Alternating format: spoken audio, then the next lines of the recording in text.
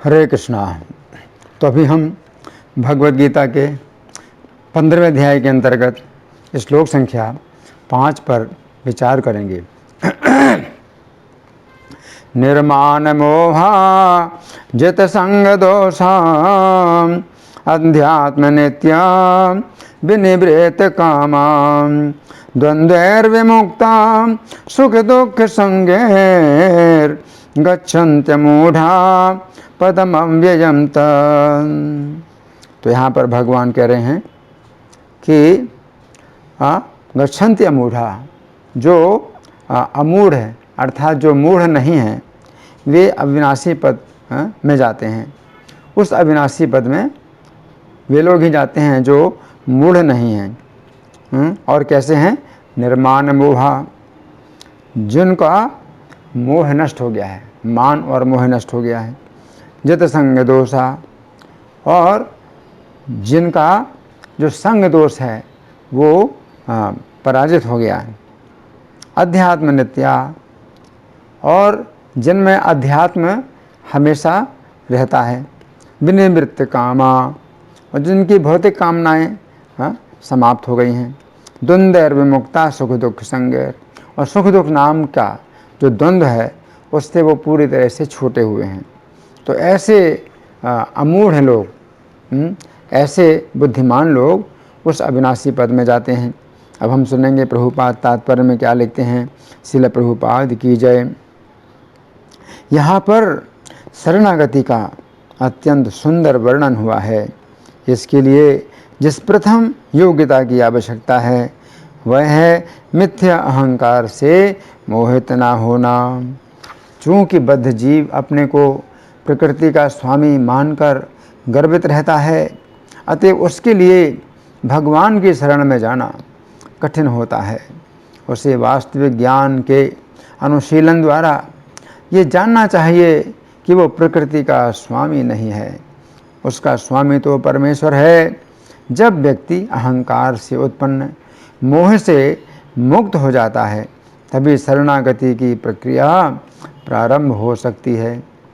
जो व्यक्ति इस संसार में सदैव सम्मान की आशा रखता है उसके लिए भगवान के शरणागत होना कठिन है। अहंकार तो मोह के कारण होता है, क्योंकि यद्यपि व्यक्ति यहाँ आता है, कुछ काल तक रहता है और फिर चला जाता है, तो भी मूर्खतावश ये समझ बैठता है कि वही इस संसार का स्वामी है। इस तरह वो सारी परिस्थिति को जटिल बना देता है और सदैव कष्ट उठाता रहता है। सारा संसार इसी भ्रांत धारणा के अंतर्गत आगे बढ़ता है। लोग सोचते हैं कि ये भूमि, यह पृथ्वी मानव समाज की है, और उन्होंने भूमि का विभाजन इस मिथ्या धारणा से कर रखा है कि वे इसके स्वामी हैं। व्यक्ति को इस भ्रम से मुक्त होना चाहिए कि मानव समाज ही इस जगत का स्वामी है। जब मनुष्य इस प्रकार की भ्रांत धारणा से मुक्त हो जाता है तो वह पारिवारिक, सामाजिक तथा राष्ट्रीय स्नेह से उत्पन्न कुसंगतियों से मुक्त हो जाता है। ये त्रुटिपूर्ण संगतियाँ ही उसे इस संसार से बांधने वाली हैं। इस अवस्था के बाद उसे आध्यात्मिक ज्ञान विकसित करना होता है। उसे ऐसे ज्ञान का अनुशीलन करना होता है कि वास्तव में उसका क्या है और क्या नहीं है। और जब उसे वस्तुओं का सही सही ज्ञान हो जाता है तो वह सुख दुख, हर्ष विषाद जैसे द्वंद्वों से मुक्त हो जाता है, वही ज्ञान से परिपूर्ण हो जाता है, और तब भगवान का शरणागत बनना संभव हो पाता है। तो यहाँ प्रभुपाद का तात्पर्य समाप्त हुआ। अब हम सुनेंगे श्री भगवान ने कहा में कैसी व्याख्या हुई है। पिछले 2 श्लोकों में श्री कृष्ण ने कहा था कि व्यक्ति को अपने जीवन का लक्ष्य श्री कृष्ण के धाम की प्राप्ति बनाना चाहिए, तथा श्री कृष्ण के धाम को प्राप्त करने के लिए व्यक्ति को श्री कृष्ण की शरण लेनी चाहिए। उस समय अर्जुन के मन में इस प्रकार की जिज्ञासा उत्पन्न हुई। श्री कृष्ण ने बताया है कि उनकी शरण लेने से उनके धाम की प्राप्ति होती है, परंतु श्री कृष्ण के धाम को प्राप्त करने के पहले व्यक्ति में कुछ लक्षण भी तो प्रकट होते होंगे। यदि इन लक्षणों का श्री कृष्ण क्रम पूर्वक वर्णन करें तो श्री कृष्ण की मेरे ऊपर अति कृपा होगी।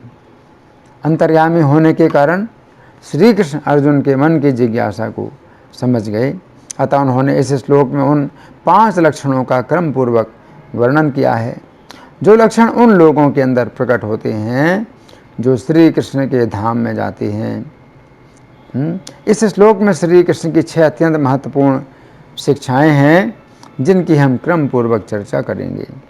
अब पहली अत्यंत महत्वपूर्ण शिक्षा, इस शिक्षा के अनुसार शब्द है नहीं मान मोहा गच्छन्ति पदम अव्ययम तत्, अर्थात जो लोग प्रतिष्ठा के मोह से मुक्त होते हैं वे उस अविनाशी पद को प्राप्त होते हैं।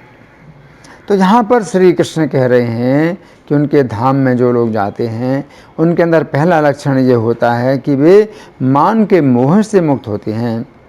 इस श्लोक के तात्पर्य में श्रील प्रभुपाद लिखते हैं, यहाँ पर शरणागति का अत्यंत सुंदर वर्णन हुआ है। इसके लिए जिस प्रथम योग्यता की आवश्यकता है वो है मिथ्या अहंकार से मोहित ना होना। चूँकि बद्ध जीव अपने को प्रकृति का स्वामी मानकर गर्वित रहता है, अतएव उसके लिए भगवान की शरण में जाना कठिन होता है। उसे वास्तविक ज्ञान के अनुशीलन द्वारा ये जानना चाहिए कि वो प्रकृति का स्वामी नहीं है, प्रकृति के स्वामी तो परमेश्वर हैं। जब व्यक्ति अहंकार से उत्पन्न मोह से मुक्त हो जाता है तभी शरणागति की प्रक्रिया प्रारंभ हो सकती है। इति ये भक्ति का प्रथम धरातल है, जिसे श्रद्धा कहते हैं। जिस समय व्यक्ति अपने आप को ईश्वर से स्वतंत्र मानकर सुख प्राप्त करने का प्रयास करता है तथा उसे अपने प्रयास में असफलता प्राप्त होती है, उस समय वो सोचता है कि वो स्वतंत्र नहीं है, इस जगत का कोई अन्य ही ईश्वर है जिसकी मुझे शरण लेनी चाहिए। माधुर्य कादम्बिनी नामक ग्रंथ में श्रील विश्वनाथ चक्रवर्ती लिखते हैं कि भक्ति का प्रारंभ श्रद्धा से होता है। श्रद्धा का अर्थ है उन शास्त्रों में श्रद्धा होना जिनमें श्री कृष्ण की भक्ति का वर्णन हुआ है। श्रद्धा का अर्थ ये भी है कि व्यक्ति समझे कि कलयुग में जीवों को उद्धार करने के लिए नवद्वीप में श्री कृष्ण ही श्री चैतन्य के रूप में अवतीर्ण हुए हैं। श्रद्धा का अर्थ ये भी है कि व्यक्ति समझे कि कलयुग में हरे कृष्ण मंत्र का जप करना ही जीव का नित्य धर्म है। अब दूसरी अत्यंत महत्वपूर्ण शिक्षा, इसके अनुसार शब्द हैं जित संग दोषाः गच्छन्ति पदम अव्ययम तत्, अर्थात जो लोग संग के दोष को जीत लेते हैं वे उस अविनाशी पद को प्राप्त करते हैं। तो यहाँ पर श्री कृष्ण कह रहे हैं कि उनके धाम में जो लोग जाते हैं उनके अंदर दूसरा लक्षण ये होता है कि वे असत संग के दोष को जीत लेते हैं। ये बात समझने की है कि सामान्य व्यक्ति असत लोगों की संगति में आकर बहक जाते हैं तथा श्री कृष्ण की भक्ति को छोड़कर पाखंड के मार्ग पर चलने लगते हैं। परंतु जो लोग भक्ति के दूसरे धरातल पर अर्थात साधु संग के धरातल पर आ जाते हैं वे असत संग के द्वारा जो भी दोष उत्पन्न होता है उस दोष को जीत लेते हैं, अर्थात उनके ऊपर असत संग का कोई भी प्रभाव नहीं पड़ता है। तो यहाँ पर श्री कृष्ण कह रहे हैं कि असत संग के दोष को जीतने वाले लोग ही उनके धाम को प्राप्त करते हैं। पद्म पुराण के भूमिखंड के अंतर्गत वर्णन आता है कि राजा अंग का पुत्र वेन जिस समय इस पृथ्वी का राजा बना उस समय वो श्रेष्ठ लक्षणों से संपन्न था तथा प्रजा उसके धर्म से प्रसन्न रहती थी तथा सभी लोग सुख से जीवन बिताते थे। परंतु एक दिन उसके दरबार में एक पाखंडी व्यक्ति आया जो नग्न था तथा उसने राजा वेन को अपने विचारों के द्वारा दूषित कर दिया। उसने कहा कि इस जगत का कोई ईश्वर नहीं है, इसलिए पूजा तथा शास्त्रों का अध्ययन व्यर्थ है, मृत्यु के बाद अगला कोई जीवन नहीं है। उसकी इन बातों से प्रभावित होकर वेन ने सभी धार्मिक कृत्यों को बंद कर दिया। तो यहाँ पर श्री कृष्ण कह रहे हैं कि जो लोग साधु संग के बल पर असत संग के दोष को जीत लेते हैं वे लोग श्री कृष्ण के धाम में जाते हैं।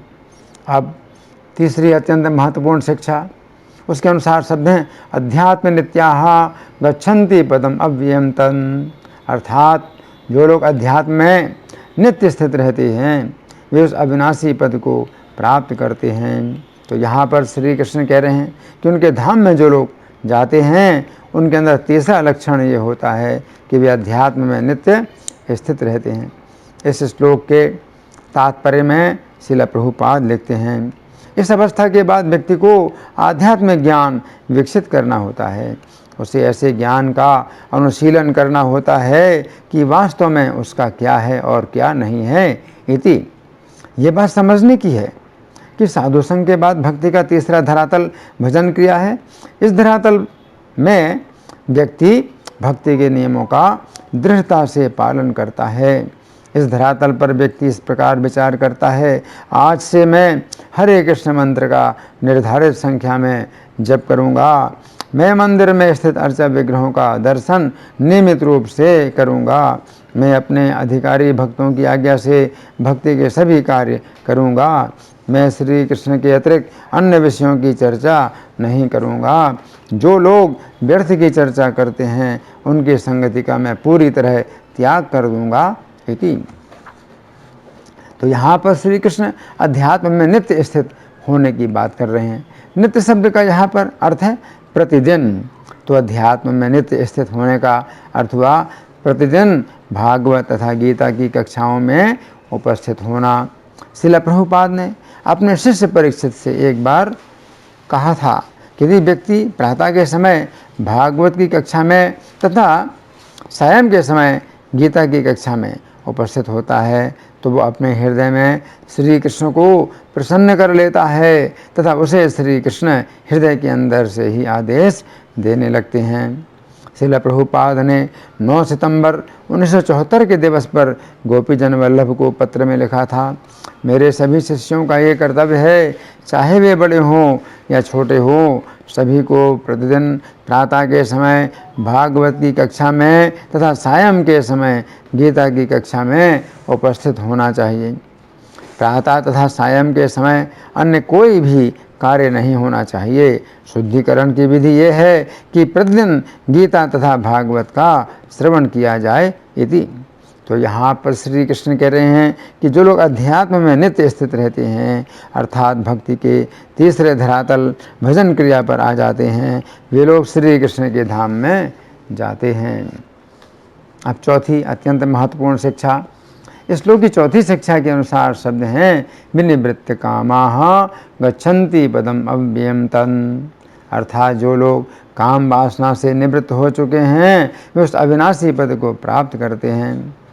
तो यहाँ पर श्री कृष्ण कह रहे हैं कि उनके धाम में जो लोग जाते हैं उनके अंदर चौथा लक्षण ये होता है कि वे काम वासना के अनर्थ से निवृत्त हो जाते हैं।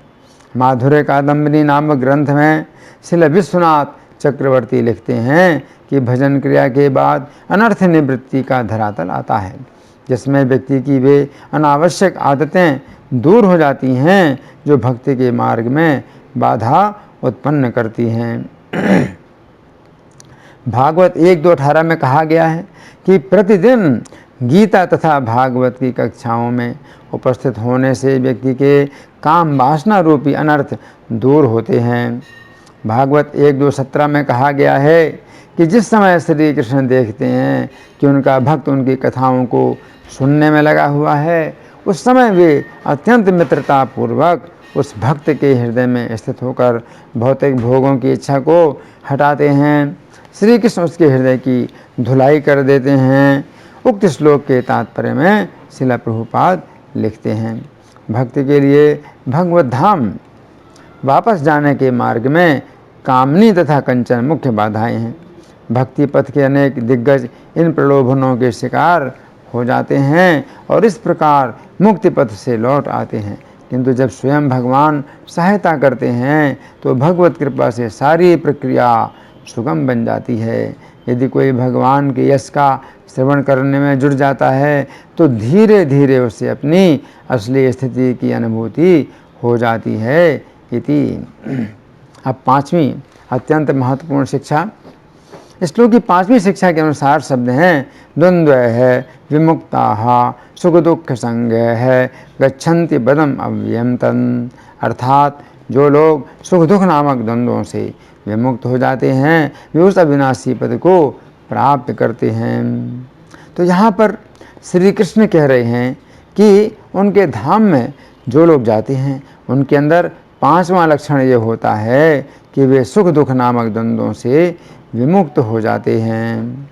इस श्लोक के तात्पर्य में श्रील प्रभुपाद लिखते हैं, और जब उसे वस्तुओं का सही सही ज्ञान हो जाता है तो वह सुख दुख हर्ष शोक जैसे द्वंद्वों से मुक्त हो जाता है, वह ज्ञान से परिपूर्ण हो जाता है और तब भगवान का शरणागत बनना संभव हो पाता है। इति भागवत 1.2.18 में कहा गया है कि भागवत का प्रतिदिन श्रवण करने से जिस समय हृदय की काम वासना नष्ट हो जाती है उस समय श्री कृष्ण के चरणों में नैष्ठ की भक्ति प्राप्त होती है। ये समझने की बात है कि जिस समय हृदय से काम वासना रूपी अनर्थ दूर हो जाता है उस समय व्यक्ति भक्ति के 5वें धरातल निष्ठा पर पहुंच जाता है। निष्ठा का अर्थ है स्थिरता।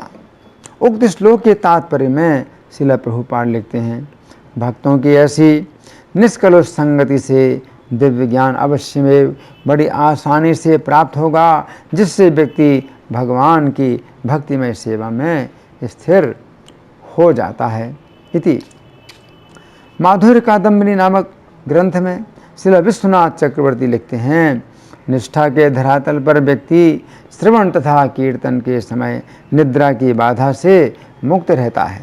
निष्ठा के धरातल पर व्यक्ति श्री कृष्ण की भक्ति में भौतिक विचारों की बाधा से मुक्त रहता है। निष्ठा के धरातल पर व्यक्ति श्री कृष्ण की भक्ति में घमंड, क्रोध तथा लोभ जैसी बाधाओं से मुक्त रहता है।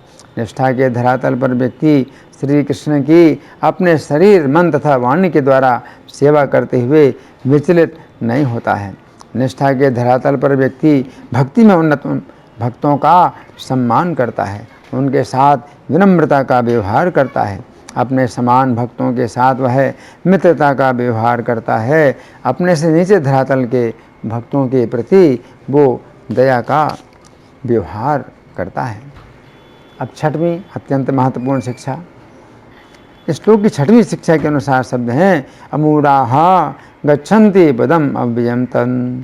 अर्थात जो लोग इस प्रकार मूर्खता रहित हो जाते हैं वे उस अविनाशी पद को प्राप्त करते हैं। गीता 4:9 में श्री कृष्ण कहते हैं कि जो लोग मूर्खता रहित होते हैं वे श्री कृष्ण के जन्मों तथा कर्मों की दिव्यता को समझते हैं तथा ऐसे मूर्खता रहित लोग अपना देह त्यागने पर इस भौतिक जगत में जन्म ना लेकर श्री कृष्ण के धाम में जाते हैं। गीता 9:11-12 में श्री कृष्ण कहते हैं कि जो मूर्ख लोग हैं वे श्री कृष्ण को मनुष्य समझकर उनका उपहास करते हैं। ऐसे लोगों की इस भौतिक जगत में जो सुख भोगने की आशाएं होती हैं ये व्यर्थ होती हैं, उनके सभी कर्म व्यर्थ होते हैं तथा उनका संपूर्ण ज्ञान व्यर्थ होता है। गीता 15:19 में श्री कृष्ण कहते हैं कि जो व्यक्ति मूर्खता रहित होता है वो श्री कृष्ण को पुरुषोत्तम के रूप में जानता है तथा वो श्री कृष्ण की सभी प्रकार से सेवा करता है। उक्त श्लोक के तात्पर्य में श्रील प्रभुपाद लिखते हैं, इस श्लोक में भगवान स्पष्ट रूप से बताते हैं कि जो व्यक्ति श्री कृष्ण को परम पुरुष के रूप में जानता है वह सारी वस्तुओं का ज्ञाता है।